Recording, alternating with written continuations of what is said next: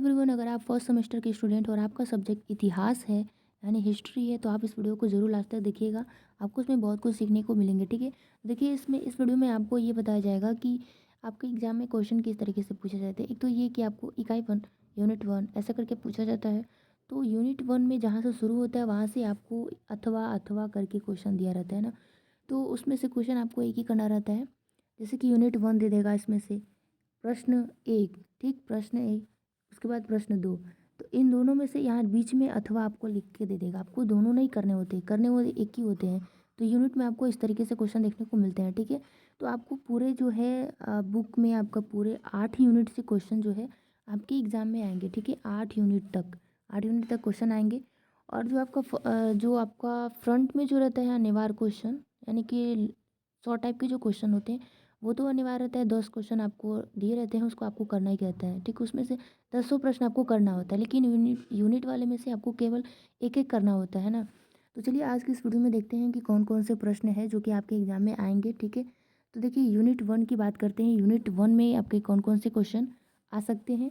तो भारतीय इतिहास के स्रोत के अंतर्गत पुरातात्विक स्रोत के रूप में शिलालेख एवं सिक्के सिक्कों का मूल्यांकन कीजिए। पहला प्रश्न हो गया। अभी इकाई 1 की बात कर रहे हैं। ठीक है, प्रश्न दूसरा है कि प्राचीन भारतीय इतिहास के स्रोत के रूप में स्मारकों का महत्व स्पष्ट कीजिए। प्रश्न तीसरा है कि प्रागैतिहास का अर्थ बताइए। प्रश्न 4 है कि नवपाषाण काल। प्रश्न 5वां है कि मानव की उत्पत्ति एवं विकास। ठीक है, तो ये 5 प्रश्न जो कि आपके इकाई 1 में दिया हुआ है, और इन पांचों प्रश्न में से ही आपका कोई ना कोई एक क्वेश्चन आएगा। ठीक है, एक क्वेश्चन क्या, 2 क्वेश्चन आपको आएंगे, क्योंकि यूनिट में आपको 2 क्वेश्चन दिए रहते हैं और उसमें से एक करना रहता है। तो इन पांचों में से 2 क्वेश्चन तो आपको दिए रहेंगे, तो इसलिए आप पांचों प्रश्नों को अच्छे से तैयार कर लीजिए। ठीक है, और उसमें से आपको करना एक ही है। अब आ जाओगे आप यूनिट 2 में। ठीक है, आपका एक यूनिट 2 हो गया। यूनिट 2 में आप आओगे और इसमें आपको प्रश्न देखने को मिलेंगे एग्जाम में कि हड़प्पा के धार्मिक विश्वासों पर प्रकाश डालिए। दूसरा है कि आर्यों की मूल निवास स्थान के संदर्भ में भारतीय मत की विवेचना दीजिए। ठीक है, भारतीय मत की विवेचना दीजिए। तीसरा है उत्तर वैदिक योगिन योगिन स्त्रियों की दशा पर क्या करना है, प्रकाश डालना है।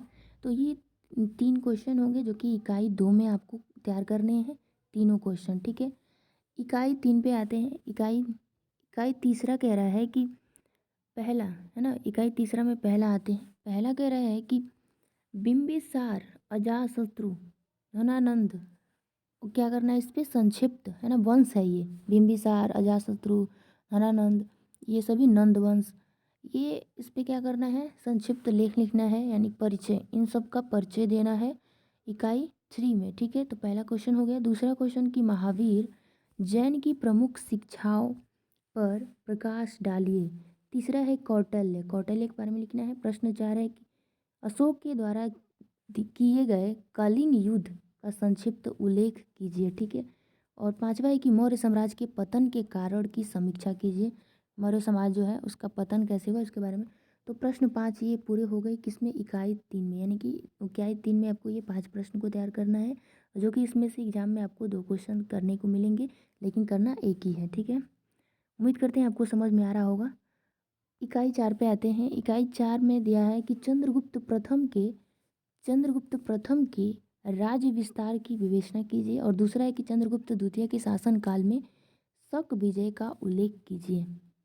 तीसरा है प्रश्न कि गुप्त काल प्राचीन भारतीय इतिहास का स्वर्ण काल था, इस कथन की व्याख्या कीजिए। तो ये 3 क्वेश्चन होंगे किसमें, इकाई 4 में, जिसमें आपको दो क्वेश्चन आपको देखने को मिलेंगे। ठीक है, इकाई 5 में देखिए कौन कौन से क्वेश्चन तैयार करना है। इकाई 5 में है हेन सांग कौन था, बाण भट्ट के बारे में लिखना है। तीसरा है राजपूतों की उत्पत्ति पर एक टिप्पणी कीजिए।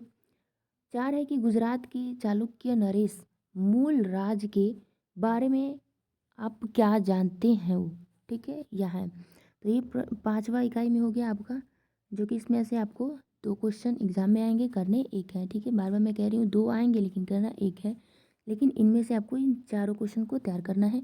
इसको आप एक जगह कॉपी पे नोट कर लेना। ठीक है, प्रश्न सॉरी इकाई 6 पे आता है ना, प्रश्न कह रहे हैं भूल से। इकाई 6 में देखिए आपका प्रश्न केवल एक ही प्रश्न आएगा, वो भी समांतवाद से, ठीक है। समांतवाद से कोई भी क्वेश्चन आए, आपको समांतवाद एक टॉपिक है, उसी से आपके क्वेश्चन आएंगे कि भारत में समांतवाद के उद्भव पर प्रकाश डालिए, ठीक है। उसके बाद इकाई 7 में आते हैं ना। प्रश्न 1 है इसमें कि उपनयन संस्कार से क्या तात्पर्य है, इसके उद्देश्य बताइए, इकाई 7 में। दूसरा है कि पुरुषार्थ का महत्व क्या है। तो देखिए इकाई में जो है 2 ही क्वेश्चन है, जो कि आपके एग्जाम में दोनों के दोनों आएंगे, लेकिन करने एक हैं। अब आते हैं हम लास्ट इकाई पे, है ना, 8 पे। इसमें है प्रश्न अलबरूनी के बारे में बताना है। उसके बाद प्रश्न दूसरा है कि अरब आक्रमण का वर्णन कीजिए, ठीक है। अरब आक्रमण का वर्णन कीजिए। तो ये पूरी हो गए आपका कंप्लीट 8 इकाई तक, जिसमें जितने क्वेश्चन बताए गए इकाई इकाई अलग अलग करके बताया गया, उस तरीके से आपको अपने रफ में नोट कर लेना है और उन सभी प्रश्नों को ढूंढ के पढ़ना है, ठीक है। इतना काम आपको करना है, उसके बाद आपका एग्जाम जो है बिल्कुल अच्छे से जाएगा, सारा क्वेश्चन आप अटेम्प्ट कर पाएंगे। तो चलिए मिलते हैं नेक्स्ट वीडियो में, और बताइएगा कि वीडियो आज का कैसा लगा, हेल्प रहा कि नहीं रहा। तो मिलते हैं नेक्स्ट वीडियो में, तब तक के लिए जय हिंद।